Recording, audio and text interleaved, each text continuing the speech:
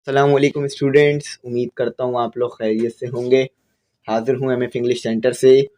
तो आज जो है वो चैप्टर नंबर 7 शुरू करेंगे। चैप्टर नंबर 6 तक जो है तमाम चीज़ें करवा दी हैं, कंप्लीट करवा दी है, ठीक है। तो आज अपना फिज़िक्स का न्यू चैप्टर शुरू करेंगे। बस इंशाल्लाह ये बुक जल्द ही कंप्लीट करवा दूंगा। तो ये चैप्टर थोड़ा छोटा है लेकिन काफ़ी लॉजिकल है और हमें जो है इसे अच्छी तरीके से समझना होगा। तो सबसे पहले टॉपिक जो है वो state of matter, states of matter. तो आपको पता है हमारे पास जो है वो 3 स्टेट्स ऑफ मैटर होती हैं, सॉलिड, लिक्विड, गैस, और उन्हीं के बारे में हम बेसिकली यहाँ पर पढ़ेंगे। देखें, बहुत ही इंपॉर्टेंट चैप्टर है। इसमें आपको बहुत ही ज़्यादा जो है ये लेक्चर मैं कहूँगा बहुत ज़्यादा इंपॉर्टेंट है, क्योंकि इससे आपकी बेस बनेगी। इससे आपको सॉलिड के बारे में पता चलेगा, लिक्विड के बारे में और गैस के बारे में, जो कि बच्चों को नहीं पता होती, बातें, बेसिक बातें नहीं पता होती। तो एक बार इस लेक्चर को ज़रूर देख लीजिएगा, क्योंकि आगे आने वाली बहुत सी चीज़ें आपकी कवर हो जाएंगी इस लेक्चर से, और जो पीछे रह गया है वो भी जो है रिवीजन भी हो जाएगा, और अगर नहीं करा है तो वो भी समझ में आ जाएगा। पीछे भी इसी तरह की चीज़ें हमें दी हुई थी, लेकिन यहाँ पर तमाम एक जगह कंपाइल करके दे दी गई है। तो अगर आप ग्रुप में ऐड होना चाहें तो कांटेक्ट कर लीजिएगा। ग्रुप में आपको नोट्स भी मिल जाएंगे और बुक का पीडीएफ और टेस्ट सेशन और लेक्चर्स, तमाम चीज़ें आपको ग्रुप में मिल जाएंगी। ग्रुप की जो फीस है वो साल में आपको एक बार पे करनी है, तो कांटेक्ट कर लीजिएगा। व्हाट्सएप नंबर स्क्रीन पर आ रहा होगा। तो यहाँ पर स्टेट्स ऑफ मैटर पढ़ते हैं। तो आपको पता है कि हर चीज़ जो है वो 3 स्टेट्स ऑफ मैटर हमारे पास होते हैं, यानी हमारा जो जिस्म है वो 3 स्टेट्स ऑफ मैटर से मिलके बना है। सॉलिड भी है हमारे जिस्म में, जैसे कि बोन हो गई, और हमारे जिस्म में वाटर भी है, यानी हमारे जिस्म में लिक्विड भी है, जैसे कि ब्लड हो गया, और गैसेस भी मौजूद होती है हमारे जिस्म में, जो कि हम ऑक्सीजन लेते हैं, ठीक है। तो यहाँ पर आपको इन्हीं चीज़ों के बारे में बताया जाएगा कि ये तीनों चीज़ें किस तरह से जो है वो बिहेव करती हैं। तो यहाँ पर लिखा हुआ है कि there are 3 states of matter, these states are solid, liquid and gas. तो जैसा कि आप जानते हैं 3 स्टेट्स ऑफ मैटर होती हैं हमारे पास, solid, liquid and gas. All the materials object around us belong to any one of these states. तो हमारे इर्द गिर्द जितनी भी चीज़ें मौजूद हैं वो इन तीन स्टेट्स में से किसी एक से मिलके बनती हैं। यानी अगर आपके इर्द गिर्द वाटर है, यानी अगर कोई आपके इर्द गिर्द वाटर है तो वो जो है वो लिक्विड स्टेट है मैटर की, ठीक है। अगर आपके इर्द गिर्द कोई चीज़ है जो कि सख्त है तो वो सॉलिड स्टेट है, और अगर कोई चीज़ गैस है तो वो गैस स्टेट है, ठीक है। तो आपके इर्द गिर्द बहुत सारी ऐसी चीज़ें मौजूद हैं। जैसे कि ये एक पेन ले लेते हैं, इसके अंदर जो है ये 2 स्टेट्स ऑफ मैटर से मिलकर बना है। अब आप बोलेंगे सर सॉलिड तो सही है, अब लिक्विड कहाँ है? तो इसकी इंक जो है वो लिक्विड है ना, तो लिक्विड हमने इसके अंदर फिल करी तो फिर हम इसका यूज कर सकते हैं। तो ये जो इंक जिससे लिखी हुई है स्टेट्स ऑफ मैटर, ये लिक्विड फॉर्म में थी। तो हमारे पास जो है वो इसी चीज को हमने समझना है यहाँ पर। तो बहुत इंपॉर्टेंट टॉपिक है। तो देखें, आपको पता है कि हमारे पास 3 स्टेट्स तो हैं, लेकिन हर स्टेट का अलग अलग बिहेवियर है। यानी कुछ जो है वो कंप्रेस हो सकती हैं और कुछ कंप्रेस नहीं हो सकती स्टेट्स, तो उसको भी देखते हैं। The solid states of water is ice. देखें, अगर आपको 3 स्टेट्स ऑफ मैटर समझने ना, तो यहाँ पर कहा जा रहा है कि water is the best example of 3 states of matter. यानी अगर आप 3 स्टेट्स ऑफ मैटर समझना चाहते हैं कि आप, वैसे मैटर को जो इंग्लिश में कहा था मादा, ठीक है, मादा कहा जाता है। तो अगर आप मैटर को समझना चाहते हैं कि कितनी किस्म होती हैं, तो वाटर सबसे बेहतरीन एग्जाम्पल है। क्यों? क्योंकि वाटर आपको सॉलिड में भी मिल जाता है, सॉलिड में जैसे कि आइस, लिक्विड में भी मिल जाता है जैसे कि पानी खुद जो है, और गैस में भी मिल जाता है, गैस यानी स्टीम। तो यहाँ पर यही बात बताई जा रही है, the solid states of water is ice, जैसा कि आप जानते हैं, जिसकी आपको मुख्तलिफ फॉर्म भी होती है। Ice exist in many form like ice cube, बर्फ का आपने क्यूब देखा होगा जैसे आप फ्रिज में भी जमाते हैं। स्नो, बर्फबारी जो हो रही होती है। ग्लेशियर्स यानी बर्फानी तोता देखा ना, पहाड़ों पे जो है बहुत सारी बर्फें होती हैं। एंड आइसबर्ग्स, जो कि समंदर में जो है वो आइस तैर रही होती है, तो उसे आइसबर्ग कहते हैं। अच्छा, फिर आगे लिखा हुआ है the liquid state is water itself. तो आपको लिक्विड स्टेट तो पता है, खुद पानी होता है, ठीक है। Water is found in oceans. आपको वाटर कहाँ कहाँ मिल सकता है? ओशंस में, रिवर्स में, अंडरग्राउंड यानी जमीन के अंदर भी। अच्छा देखिए, जमीन के अंदर पानी कैसे जाता है? ये एक जो है वो प्रोसेस है जिसके जरिए से जमीन के नीचे पानी पहुंचता है। तो जब भी बोरिंग करवाई जाती है, अगर पानी नहीं आ रहा हो तो जमीन के नीचे से पानी ले लिया जाता है, ठीक है। तो ये भी जो है हमारे पास पानी की एक सोर्स होता है, ठीक है, वहां पर पानी मौजूद है। अच्छा, गैस। अब गैस को स्टेट कौन सी होती है ये देखते हैं। The gaseous states of water is steam. तो पानी जो है वो गैस की स्टेट में कैसे पाया जाता है? स्टीम में। आपने देखा होगा कि अगर आप पानी को बॉईल करें तो वो स्टीम बन के उड़ने लगता है, और बहुत देर तक अगर आपने बॉईल करते रहे तो वो जो है एक वक्त ऐसा भी आएगा कि बिल्कुल खत्म ही हो जाएगा। तो स्टीम की फॉर्म में भी जो है वो वाटर पाया जाता है और ये व्हाइट कलर की आपको दिखती हैं।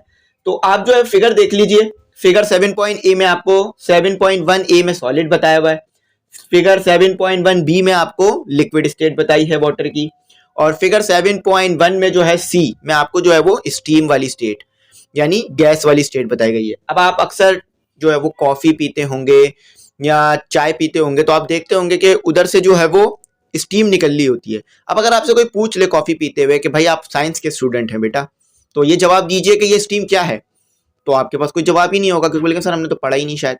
लेकिन अब आपके पास जवाब होगा, यानी अब मैंने आपको बता दिया कि अब आपको कोई बोले ना कि ये बेटा ये जो स्टीम निकल रही है ये क्या है, तो आपने बोलना है कि ये जो है हमारे पास गैस है और ये वाटर से बनी है। क्यों? जब वाटर जो है वो बॉयल हो रहा होता है, बहुत गर्म हो रहा होता है, तो वो स्टीम बनना शुरू हो जाता है। तो जब इस तरह आप जवाब देंगे तो आपका जवाब बिल्कुल ठीक होगा और एप्रिसिएशन मिलेगी, यानी आपको तारीफें मिलेंगी कि आपने जो है काफी मेहनत से पढ़ा।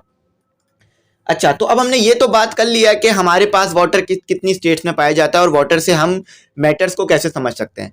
मैटर से मुराद हमारे पास मादा होता है, जैसे कि सॉलिड, लिक्विड, गैस। ठीक है, ये कोई नई चीज नहीं है, पुरानी ही चीज है। 3 स्टेट्स ऑफ मैटर। ठीक है, 3 स्टेट्स है मैटर की। अच्छा, अब ये जो तीनों स्टेट है ना मैटर की, इनका बिहेवियर अलग अलग है, यानी इनकी अगर फिजिकल प्रॉपर्टीज देखें हम, शेप, वॉल्यूम, डेंसिटी और कंप्रेसिबिलिटी, ये अलग अलग होती है। किसी में 2 चीजें सेम है तो किसी में अलग है, तो देखते हैं। अच्छा, इधर जो है हमारे को दिया हुआ है, सबसे पहले हमें दिया हुआ है सॉलिड। तो सॉलिड का हमने शेप बताना है। तो आप जानते हैं, आपको बराबर में चलता हुआ नजर आ रहा होगा, सॉलिड का फिक्स शेप है। अब देखें ये मार्कर है, जितनी भी वीडियो में अगर आपने मेरा मार्कर देखा हो तो वो इसी शेप का पाया गया होगा। ऐसा तो नहीं है कि कभी जो है वो सर्कल की शेप में हो या कभी जो है वो बॉल की शेप में हो मार्कर या कभी किसी और शेप में। अगर ऐसा हो जाएगा तो फिर मुझसे तो राइटिंग ही नहीं होगी, क्योंकि कभी मैं मार्कर ऐसे पकड़ लाऊंगा कभी ऐसे, क्योंकि उसका शेप बदलता रहेगा ना। लेकिन ऐसा तो होता नहीं है पॉसिबल, इसका फिक्स शेप है। जब भी मार्कर आपको दिखेगा इसी शेप में दिखेगा।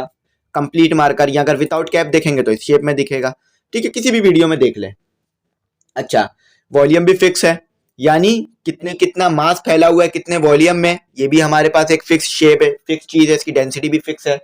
अच्छा, तो डेंसिटी इसकी हाई होती है, डेंसिटी इसकी हाई होती है, यानी इसमें जो है वो ज्यादा मास होता है कम वॉल्यूम में। ठीक है, या एक मिनिमम वॉल्यूम में। अच्छा, तो डेंसिटी मैं आपको पहले पढ़ा चुका हूं। देखा, आप ये चीज देख सकते हैं कि पीछे से कितने ज्यादा चीजें रिलेट करती हैं। तो रोज की 17 मिनट, 18 मिनट या 1 घंटे की क्लास होती है। 1 घंटे की क्लास जब भी होती है साइंस की, यानी फिजिक्स की क्लास जब भी मैं 1 घंटे की लेता हूं तो वो जब होती है जब चैप्टर कंप्लीट हो जाता है और उसकी एक्सरसाइज न्यूमेरिकल कर रहे होते हैं। अगर लेक्चर देखे जाए तो 15 मिनट, 20 मिनट, आधा घंटा, इससे ज्यादा नहीं होते। तो आप लोग वीडियोस को पूरा देखा करें ताकि ये तमाम चीजें समझ में आए। ये डेंसिटी पे वीडियो अपलोड कर दी है मैंने, तो डेंसिटी लिखकर एमएफ इंग्लिश सेंटर लिखिएगा, वीडियो मिल जाएगी। बहुत से बच्चों के लिए डेंसिटी एक बिल्कुल ही अलग चीज होती है, लेकिन ये बहुत सिंपल चीज है। अच्छा, इनकम्प्रेसिबिलिटी या इनकम्प्रेसिबल का मतलब क्या है? देखिए, इनकम्प्रेस का मतलब दबना नहीं, ना दबने वाली चीज, ये दबाई ना जा सके। अब इसको मैं दबाऊं तो इतनी आसानी से दब नहीं सकता, ये बहुत हार्ड है। क्यों? क्योंकि ये सॉलिड है। ठीक है, इसका फिक्स वॉल्यूम है, फिक्स शेप है, तो इसको दबाना आसान नहीं है। अच्छा, इसी तरह से लिक्विड के ऊपर आते हैं। अच्छा, इसका कोई शेप फिक्स नहीं होता। आपने देखा होगा कि लिक्विड का कोई शेप फिक्स नहीं है, यानी अगर आप उसको जिस कंटेनर में डालें वो उसी कंटेनर की शेप में आ जाता है। जब भी आपको मुख्तलिफ पैकेज में, मुख्तलिफ जो है पैकेजिंग में आपको जो है वो मुख्तलिफ शेप नजर आता है लिक्विड का। जैसे कि अगर आप स्प्राइट की बोतल लें तो उसमें आपको लिक्विड अलग शेप में दिख रहा होगा। इसी तरह आप कोई और बोतल लें, ठीक है, कोक की बोतल लें, तो उसमें आपको शेप अलग तरीके का दिख रहा होगा। तो शेप फिक्स नहीं होता, जिस कंटेनर में डालते हैं उस कंटेनर का शेप ले लेता है, यानी जिस बोतल में जिसमें शेप में डालें। ठीक है। अच्छा, इसका वॉल्यूम भी जो है वो फिक्स नहीं होता, वॉल्यूम भी चेंज होता रहता है अकॉर्डिंग टू यहाँ पर जो मैं लिख के दिया हुआ है, लेकिन इसका वॉल्यूम फिक्स होता है। हमारे पास लिक्विड जो है वो उसका वॉल्यूम फिक्स होता है। यहाँ से इसे चेंज करिए। अभी आप जो काइनेटिक मॉलिक्यूलर थ्योरी पढ़ेंगे, काइनेटिक मॉलिक्यूलर थ्योरी ऑफ, ये जो आप पढ़ेंगे इसमें आपको जो है वो बताया जाएगा कि आपके पास जो है वो लिक्विड का वॉल्यूम फिक्स होता है। तो काइनेटिक मॉलिक्यूलर थ्योरी भी कहते हैं या kinetic molecular model of matter भी कहते हैं। ठीक है, इसे जो आगे मैं इंशाल्लाह आपको पढ़ाऊंगा अभी इसी वीडियो में। अच्छा, तो ये भी हाई डेंसिटी वाला होता है और इनकम्प्रेसिबल होता है, यानी दबा नहीं सकते। गैस को देखें, गैस का तो शेप जो है वो फिक्स नहीं होता, यानी अलग अलग शेप में गैस पाई जाती है। जिस कंटेनर में डालें उस शेप की हो जाएगी। गैस के साथ भी यही है। जैसे कि आप एक बलून जो है वो फुलाते हैं तो गैस का पहले तो कोई शेप नहीं होता, कंटेनर में होती है, बड़े से सिलेंडर में, लेकिन जब उसे आप बलून में फिल करते हैं तो वो बलून की शेप लेने लग जाती है, यानी फूलने लग जाती है। ठीक है, जैसे आपने टायर में डलते हुए देखी होगी गैस, तो वो किस तरह से वो गैस जो है वो भरती है चीज़ों में, ये भी मैं आपको बताऊंगा आगे। अच्छा, इसका वॉल्यूम फिक्स नहीं होता, लो डेंसिटी होती है इसमें, यानी काफ़ी जगह होती है इसमें और मास कम होता है। अच्छा, कंप्रेसिबल है, यानी गैस को आप इजीली दबा सकते हैं। अब आपने जो है वो पिस्टन देखा हो कि उसको दबाएं तो गैस कम नीचे जाती जाती है, गैस कम नहीं हो रही होती, वॉल्यूम कम हो रहा होता है, गैस वही रहती है, वॉल्यूम कम हो जाता है गैस का बस, यानी जगह कम हो जाती है, कंप्रेसिबल होती है गैस। ठीक है, बड़ी इंपॉर्टेंट चीज़ है, याद रखिएगा। अच्छा, अब यहाँ पर चंद प्रोसेसेस बताए मैं आपको, melting, boiling, condensing, freezing, evaporation. Melting, boiling, freezing तो ये आपके लिए पुरानी चीज़ है जिसको आप जानते होंगे, लेकिन कंडेंसिंग और इवेपोरेशन थोड़ी अलग चीज़ें होंगी। ठीक है, वो भी ईजी है, सिंपल है, बस थोड़ा सा चेंजेस है। देखिए, मेल्टिंग को तो आप अच्छी तरीके से जानते हैं, ये सॉलिड को लिक्विड बना लेना। जैसे कि आप जो है फॉर एग्जाम्पल आप जो है कोई आइस क्यूब लें, उसको पानी उसको जो है वो किसी उसमें डाल दें, आप उसको आप डाल दें किसी पैन में या किसी पतीले में और उसको उबाल दें, तो लाइट वो जो हमारी गैस होगी, वो जो हमारी वाटर होगा यानी लिक्विड होगी, वाटर पानी, वो क्या हो जाएगा, मेल्ट हो जाएगा। ठीक है, वाटर बन जाएगा, दोबारा सॉलिड से लिक्विड आ जाएगा। या इसी तरीके से आप मुख्तलिफ चीज़ें भी मार्केट से खरीद के लेकर आते हैं, तो उसको जब आप पानी में डालते हैं तो वो भी सॉलिड से लिक्विड बन जाती है। ठीक है, इसी तरह से मुख्तलिफ चीज़ें आप होती हैं आपके पास। अच्छा, बॉइलिंग में तो आपको पता है कि लिक्विड को आप क्या करते हैं, गैस बना लेते हैं। अच्छा, कंडेंसिंग में क्या करते हैं, गैस को लिक्विड बनाते हैं। कंडेंसिंग में गैस को लिक्विड बना लिया जाता है। अब इसके मुख्तलिफ प्रोसेस होते हैं गैस को लिक्विड बनाने के, तो उन प्रोसेस पे नहीं जाते हैं, वो आप आगे पढ़ेंगे इंशाल्लाह। यहाँ पर सिर्फ तरीके बताते हैं कि अगर गैस लिक्विड बन जाए तो इसे हम क्या कहेंगे, कंडेंसिंग। फ्रीजिंग आपको पता है, आपने सिंपल वाटर लिया या कोई भी आइसक्रीम बनानी है आपको, तो वो तो लिक्विड फॉर्म में होगी ना, तो जब आप उसको फ्रीज में रखेंगे तो वो सॉलिड फॉर्म में आ जाएगी। ठीक है, शेप फिक्स हो जाएगा उसका। अच्छा, इवेपोरेशन एक खास प्रोसेस है, इसको पढ़ते हैं थोड़ा सा। देखिए, इवेपोरेशन क्या होता है हमारे पास, इसमें जो है हमारे पास लिक्विड जो है वो गैस बनती है। अच्छा, अभी यही चीज तो आपने बॉइलिंग में भी पढ़ी ना कि लिक्विड गैस बन जाती है, लेकिन इवेपोरेशन एक खास है, इसमें खासियत यह है कि इसमें कोई खास टेम्परेचर देना नहीं पड़ता लिक्विड को गैस बनाने के लिए। मैं आपसे एक सवाल करता हूं कि आप जब आपके कपड़े धुलते हैं या आपके घर में कभी भी कोई कपड़े धोए जाते हैं या फर्श धोया जाता है, तो वो पानी कहाँ पर उड़ जाता है, ये पानी जो है वो इवेपोरेशन के जरिए से उड़ जाता है। क्यों, पानी पड़ा रहता है, हल्के हल्के करके गैस बनकर उड़ जाता है। इसी तरह से गीले कपड़े जो हैं आपने सुखा दिए, वो खुद ब खुद सूख जाते हैं, पानी कहाँ गया, ना आपने निचोड़ा ज़्यादा, क्योंकि आपने अगर निचोड़ा भी तो फिर भी पानी कुछ ना कुछ रह गया होगा। तो ऐसा क्या होता है कि वो पानी चला जाता है, वो पानी इवेपोरेट हो जाता है, यानी वेपर बनकर उड़ जाता है। इवेपोरेशन की डेफिनेशन यही लिखी हुई है कि evaporation is a process by which a liquid becomes a gas at temperature below it's boiling point. तो यानी इसमें जो है इवेपोरेशन में हमारे पास लिक्विड तो गैस बनती है, लेकिन कोई खास टेम्परेचर देना नहीं पड़ता। जैसे कि बॉइलिंग पॉइंट, अगर आपको पानी को बॉयल करना है तो एक खास टेम्परेचर देना पड़ेगा। कहते हैं ना कि अगर बॉयल करना है पानी को तो टेम्परेचर ज्यादा करो, यानी फ्लेम या चूल्हे को ज्यादा तेज चालू करो। क्यों, क्योंकि फिर वो वेपर बनने लगे। लेकिन अगर नॉर्मल चालू करके छोड़ देंगे तो वो हल्का हल्का गर्म होता रहेगा, वेपर बनेंगे ही नहीं, गैस बनेगा ही नहीं। लेकिन अगर आप उसी पानी को जमीन पे फैला दें तो खुद ब खुद इतना टेम्परेचर देना पड़ेगा ज्यादा, ना कोई जो है आग जलानी पड़ेगी सरफेस को जो सोखने के लिए, बल्कि वो खुद ही इवेपोरेट होता रहेगा। इवेपोरेशन से पानी जो है वो सॉलिड बनता रहेगा, पानी जो है वो गैस बनता रहेगा। तो ये हमारे पास एक इवेपोरेशन का प्रोसेस होता है। इसको जो है वो समझ लीजिएगा या लिख लीजिएगा, आपके लिए एक नई चीज़ है। ठीक है, पहले आपने शायद इसे पढ़ा भी हो, अगर नहीं पढ़ा तो ये लिख लीजिएगा इवेपोरेशन। बाकी तो आप चीज़ें जानते हैं, और कंडेंसिंग आपको पता है, गैस को लिक्विड बनाना। चलें, तो अब यहाँ पर यही बातें बताई जा रही थी आपको तमाम चीज़ों में। तो अब जो है मैं आपको एक और इम्पॉर्टेंट चीज़ बताऊं कि जिससे हमें गैस और लिक्विड और सॉलिड को समझने में आसानी मिलती है, यानी लिक्विड, सॉलिड, गैस को और ज़्यादा समझने में आसानी मिलती है। वो एक थ्योरी है। वो कौन सी थ्योरी है जो कि हमें आसान कर देती है समझने में सॉलिड, लिक्विड, गैस को? उस थ्योरी का नाम है kinetic molecular model of matter, जिसे kinetic molecular theory of matter भी कहा जाता है। या इसका एक और नाम भी है the particle model of matter. ठीक है, इसका एक और नाम भी है। तीन नाम बता रहा हूं मैं, याद रखिएगा, तीनों एक ही के नाम है। Kinetic molecular theory of matter, या kinetic molecular theory of solid, liquid, gas, ये भी कह सकते हैं अलग अलग करके, या kinetic molecular model of matter, या the particle model of matter.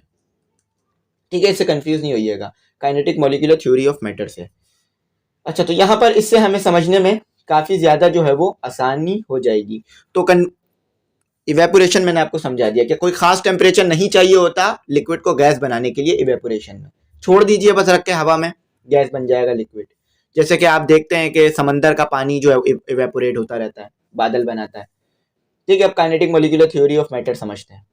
तो 3 नाम से इसको रिप्रेजेंट किया गया है, तो कंफ्यूज नहीं होइएगा कहीं भी। मैं पहले ही ये चीज़ बता देता हूँ बच्चों को, क्योंकि जब मैं लाइव क्लासेस में पढ़ाता था या फिजिकल क्लासेस कोचिंग में लेता था, तो वहाँ पर मैं यही चीज़ सबसे ज़्यादा नोट करता था कि बच्चे जो हैं इन चीज़ों में कंफ्यूज हो जाते हैं कि एक चीज़ के 2-3 नाम हो। ठीक है, इसमें कंफ्यूजन हो जाती है बच्चों को। तो इसको ज़्यादा अच्छे तरीके से मैं क्लियर कर देता था, फिर बच्चे खुद ही समझ जाते थे और ईजिली गेट कर लेते थे कि क्या बात बताई जा रही है। अच्छा, the kinetic molecular model of matter is, यहाँ पर इसकी डेफिनेशन लिखी हुई है। Matter is made up of tiny particle call atom और group of atom call molecules. These molecules are always in continuous random motion. देखिए, एक बात याद रखिएगा, आप बहुत अच्छी तरीके से जानते हैं कि अगर मैं ये पूछूं कि ये मार्कर किससे मिलके बना है, तो आप ये नहीं बोलेंगे कि ये प्लास्टिक से मिलके बना है। ठीक है, वो बात करते हैं, ये वो लोग इस तरह की बात करते हैं जो पढ़े लिखे नहीं होते या जो कभी स्कूल नहीं जाते या जिन्हें एथिक्स नहीं आते। ठीक है, जिन्हें एथिक्स आते हैं, जिन्होंने पढ़ा लिखा होता है, वो कभी भी ये नहीं बोलेंगे कि ये प्लास्टिक से मिलकर बना है।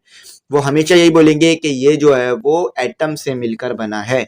और फिर एटम क्या होता है वो आपको पढ़ाया जा रहा है स्कूल से लेकर यूनिवर्सिटी, कॉलेज, हर जगह पर।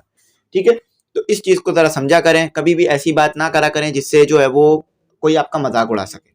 ठीक है, हाँ, अगर आप चाह रहे हैं कि कोई मजाक करे तो वो अलग बात है, लेकिन ऐसी बात जानबूझ के ना करें कि जिससे मजाक बन सके। तो ये जो है हमारे पास पेन छोटे छोटे पार्टिकल से मिलकर बना है, जिसे हम कहते हैं एटम। और जब बहुत सारे एटम मिल जाते हैं तो वो बना लेते हैं मॉलिक्यूल। ठीक है, यहां पर सुने कि पार्टिकल्स, यहां पर मैं लिख देता हूं ताकि आपको जो है वो समझने में आसानी रहे। पार्टिकल से मिलकर कोई भी चीज बनती है जिसे हम बोलते हैं एटम। ठीक है, एटम बोलते हैं। जब यही बहुत सारे एटम जो है वो मिल जाएं तो बना लेते हैं मॉलिक्यूल। अच्छा, बच्चे इधर भी कंफ्यूज हो जाते हैं बहुत ज्यादा। फिजिक्स केमिस्ट्री यहीं पर शुरू हो जाती है कंफ्यूज करना के पार्टिकल्स को मॉलिक्यूल कहा जाता है या एटम को मॉलिक्यूल्स कहा जाता है। तो पार्टिकल्स जो है वो एटम को कहा जाता है, छोटे छोटे टाइनी पार्टिकल्स जो है वो एटम को कहा जाता है। चलें यार, टाइनी भी इंक्लूड कर लें। ठीक है, छोटे छोटे पार्टिकल्स। तो टाइनी पार्टिकल्स को जो है वो एटम कहा जाता है, और इन टाइनी पार्टिकल्स को एटम, और ये बहुत सारे एटम्स जब कभी मिल जाते हैं, कुछ चीज बनाते हैं, तो इन्हें मॉलिक्यूल्स कह दिया जाता है। अच्छा, मोशन इनकी रैंडम रहती है। अच्छा, अब किस तरह रैंडम रहती है आप इस बात को अच्छी तरीके से समझेंगे। अच्छा, एक हमारे पास साइंटिस्ट है जिनका नाम है ब्राउनियन साइंटिस्ट, ब्राउनियन मोशन। तो ये वैसे एक साइंटिस्ट का नाम है, लेकिन ब्राउनियन मोशन होता क्या है, इससे पता चलेगा कि जो हमारे पास ये मॉलिक्यूल्स होते हैं ये रैंडम मोशन करते हैं। अच्छा, रैंडम क्या, जैसे कि आपको कहीं जाना है, जैसे आपको फॉर एग्जांपल सदर जाना है, तो आप रैंडम मोशन तो नहीं करेंगे ना। मैं आपको यहाँ पर डायग्राम बना के समझाता हूँ। देखिए, ये आपका घर है। ठीक है, चलें इसे थोड़ा सा बॉक्स टाइप बनाते हैं। ठीक है, ये आपका घर है और ये सदर है। ये सदर बना दिया, सदर का मैप है। ठीक है, अब आपको जो है वो सदर जाना है, तो आप ऐसा तो नहीं करेंगे कि रैंडम मोशन करना शुरू कर दें, यानी यूं यहाँ कहीं यहाँ घूमना शुरू कर दें, यहाँ वापस इधर ही आ जाएंगे।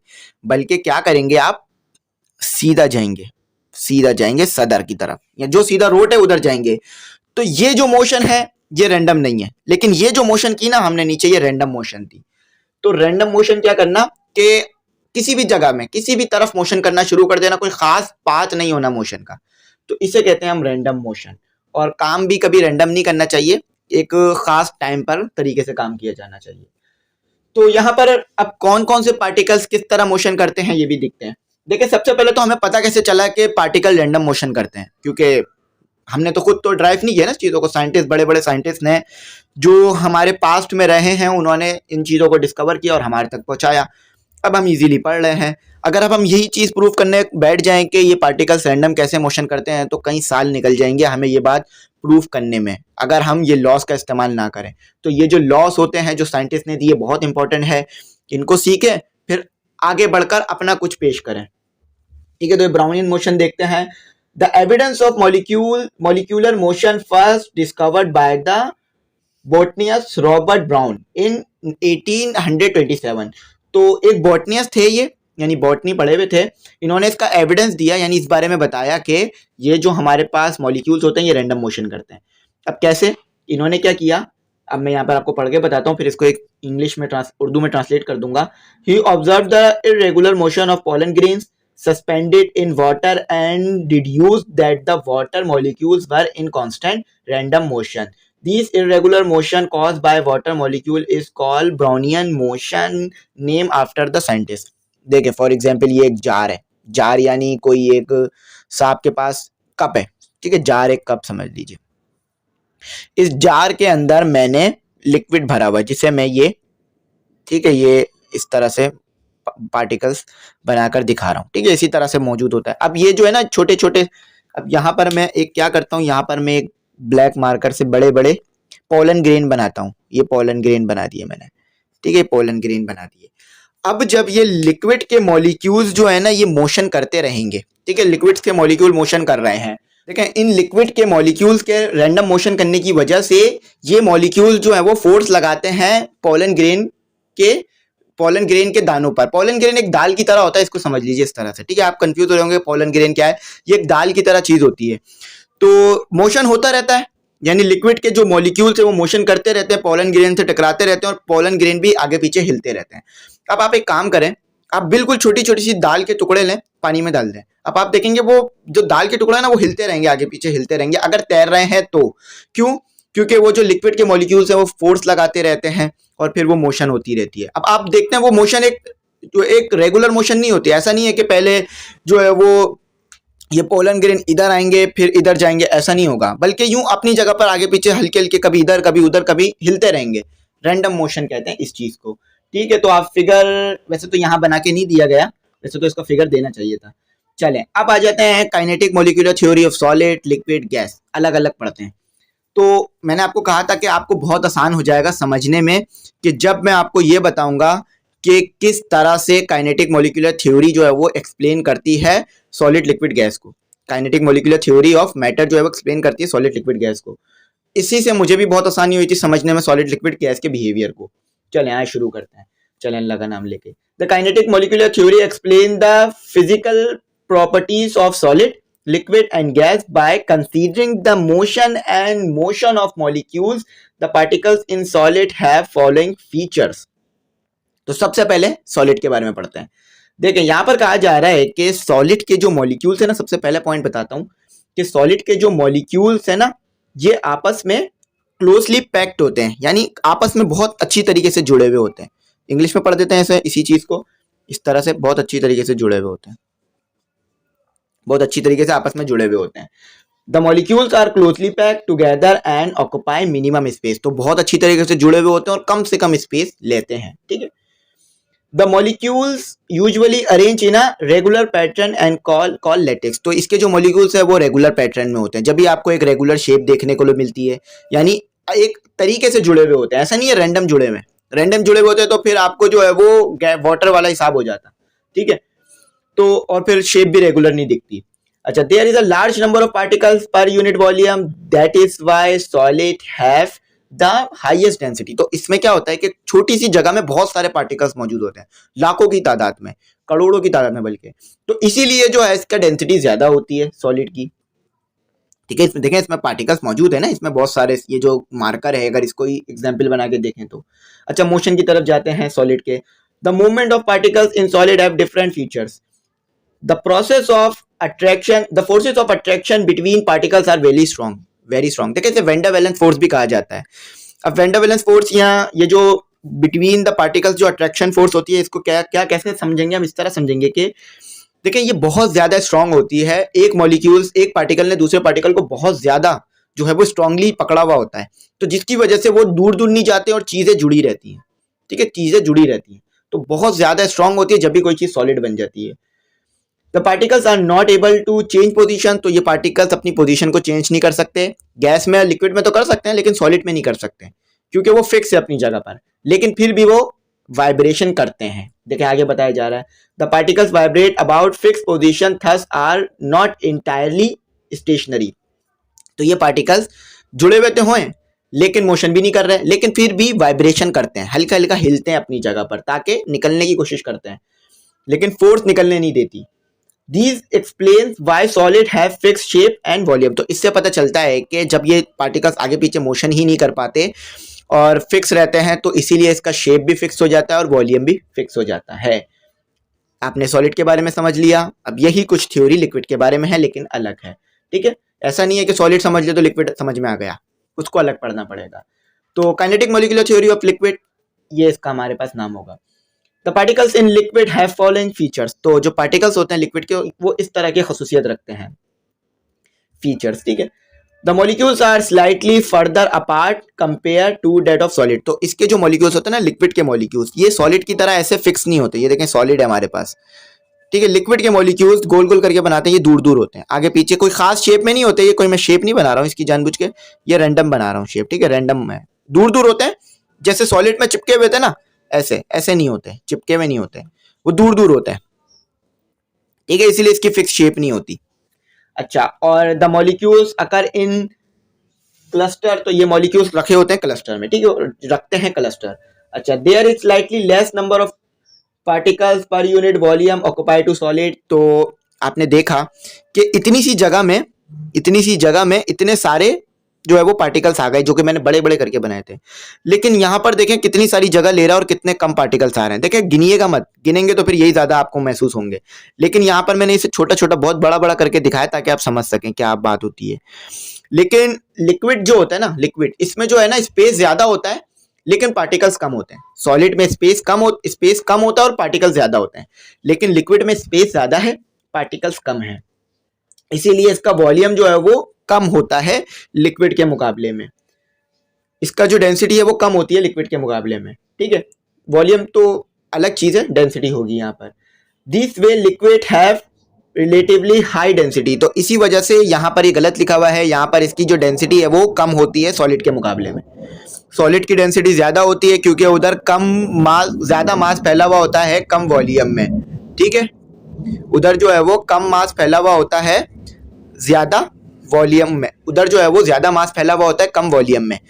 लेकिन यहाँ जो है वो ज्यादा कम मास होता है ज्यादा वॉल्यूम में। ठीक है, यहाँ वॉल्यूम ज्यादा है, मास कम है, यहाँ वॉल्यूम कम है, मास ज्यादा है। तो डेंसिटी इसकी ज्यादा होगी, इसकी कम होगी। यहाँ पर हाई लिखा हुआ है जबकि लो आएगा, लो डेंसिटी होगी। ठीक है, the movements of particle in liquid have following feature. तो जो हमारे पास लिक्विड के पार्टिकल्स हैं उनके अंदर इस तरह के फीचर्स होते हैं, यानी किस तरह के मूवमेंट करते हैं वो।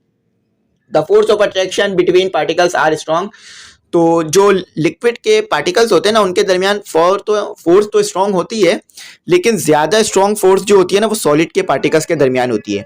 यानी सॉलिड के पार्टिकल्स जो है ना वो ज्यादा अच्छी तरीके से एक दूसरे को पकड़ के रखते हैं, लिक्विड के पार्टिकल्स थोड़े वीक होते हैं, ज्यादा फोर्स ज्यादा नहीं होती। जैसे कि आपकी क्लास में दो बॉयज हैं, बॉय ए जिसे अली कह लेते हैं और बॉय बी। अच्छा, बॉय बी यानी बासित कह लेते हैं जिसे।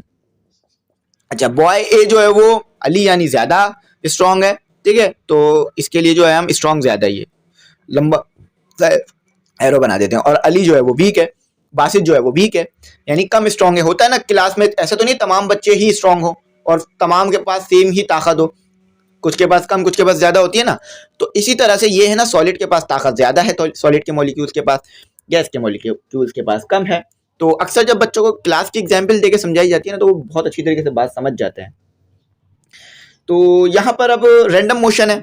आपको पता है कि लिक्विड के जो मॉलिक्यूल्स हैं वो रैंडम मोशन करते हैं, यानी आगे पीछे हिलते रहते हैं। अभी पोलन ग्रेन की जो है वो आपको एग्जाम्पल थी जिसमें हमने ब्रोनियन मोशन पढ़ा था।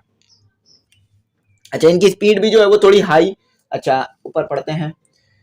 These feature explain the liquid have fixed volume but take the shape of the container। तो ये जो आपके पास ये जो तमाम चीजें हैं इसने ये बताया कि आपके पास वॉल्यूम तो फिक्स हो गया लिक्विड का, यानी आपको पता है कि कितना लिक्विड मौजूद है। जब आप बोलते हैं ना 1 लीटर दे दें, 2 लीटर दे दें दूध, ठीक है, वॉल्यूम तो फिक्स हो गया। लेकिन यहाँ पर मसला ये है कि इसका कोई शेप नहीं होता फिक्स लिक्विड का। जिस शेप में डालेंगे, जैसे इस कंटेनर में डाला, इस कंटेनर की शेप में आ गया। अब इस वाले कंटेनर में डाला, ये इस वाले कंटेनर में डाला तो इसकी शेप में आ जाएगा लिक्विड। ठीक है, लेकिन सॉलिड का ऐसा नहीं है, इस कंटेनर में डाल दें, इसमें डाल दें, अपनी शेप में ही रहेगा। चलें अब गैस को आखिरी डिस्कस करते हैं, उसके बाद इस वीडियो को वाइंड अप करते हैं। The particles in guys have following features. तो जो पार्टिकल्स होते हैं हमारे पास गैस के, उनके पास ये खसूसियात मौजूद रहती हैं। क्या खसूसियत है? The molecules are very the molecules are very far apart, यानी जो इसके मॉलिक्यूल्स होते हैं ना गैस के, वो बहुत दूर दूर होते हैं। यानी ये तो मैंने सॉलिड बनाया था ना, अब गैस बना रहा हूँ आपके लिए, ठीक है। गैस किस तरह, ये देखें, इतना दूर दूर, इतना दूर दूर, इतना दूर दूर होते हैं, ठीक है। इसको हटा लीजिए, करीब आ गया, ठीक है। इसके बीच में बनाइए, तो इतना दूर दूर होते हैं, ठीक है। गैस लिक्विड के कितने करीब करीब थे, सॉलिड के सबसे करीब थे, गैस के थोड़े दूर दूर है, ज्यादा दूर है। अच्छा, अब इसको और डिस्कस करते हैं फर्दर। तो यहाँ पर अगला पॉइंट कहा जाता है कि the molecules are arrange random and are free to move with very high speed.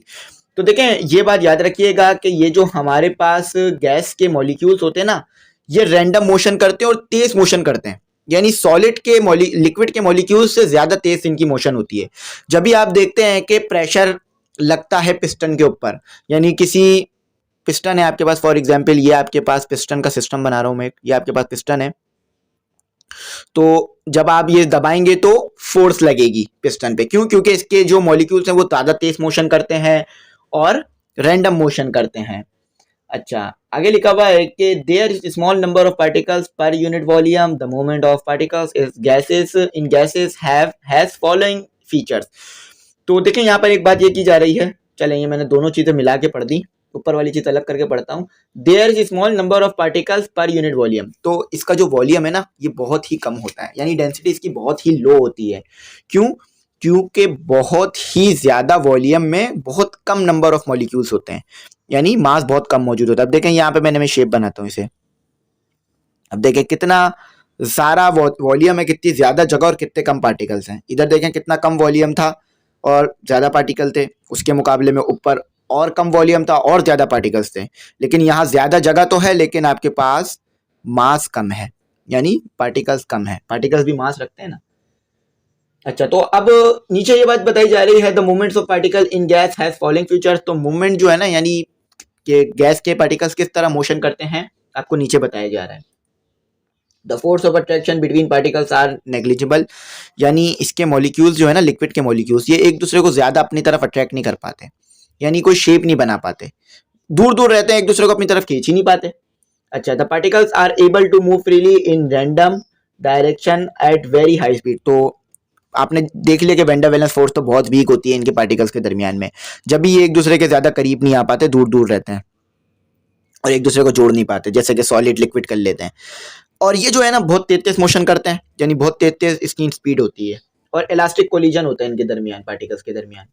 अच्छा, the particles occupy any available space. तो जिस भी स्पेस में डालें, आप फिगर देख लीजिए 7.2, गैस आपको समझ में आ जाएगी, जिस भी शेप में डालें उस शेप का बन जाता है। यानी गुब्बारे की शेप में डालें तो गुब्बारे की शेप का बन जाएगा, और किसी कंटेनर की शेप में डालें तो वो कंटेनर की शेप ले लेगी गैस। तो ये इसकी खसूसियत हो गई।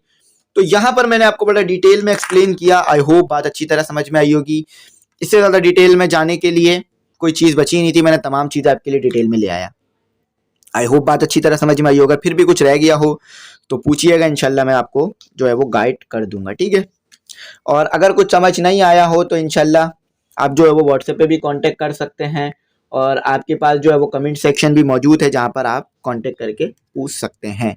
अच्छा, यहाँ पर ग्रुप के बारे में बता दूं, अगर आप ग्रुप में ऐड होना चाहें तो आप ऐड हो सकते हैं। ग्रुप में ऐड होने की फ़ीस जो है वो साल में सिर्फ एक बार आपको देनी है, जिसमें आपको नोट्स और नोट्स मिल जाएंगे, आपको जो है वो वीडियो लेक्चर्स मिल जाएंगे, आपको जो है वो बुक का PDF मिल जाएगा, टेस्ट सेशन होंगे उसके लिंक मिल जाएंगे, 5 ईयर, और आपको सॉल्व मिल जाएगी, 5 ईयर मिल जाएगी, गैस पेपर, मॉडल पेपर, और ये तमाम चीज़ें सिर्फ एक ही बार फीस देने में मिल जाएगी। तो कांटेक्ट करिएगा, इंशाल्लाह मैं आपको बता दूंगा। व्हाट्सएप पे कांटेक्ट कर लीजिएगा, फीस वीस किस तरह से ग्रुप में ऐड होना है, तमाम चीज़ें वहीं पता चल जाएंगी। तो उम्मीद करता हूँ बात अच्छी तरीके से समझ में आ गई होगी। अगर कुछ नहीं समझ में आया हो तो पूछ लीजिएगा, इंशाल्लाह मैं आपको गाइड कर दूंगा और बता दूंगा। Thanks for watching. अल्लाह हाफिज़, दुआओं में याद रखिएगा।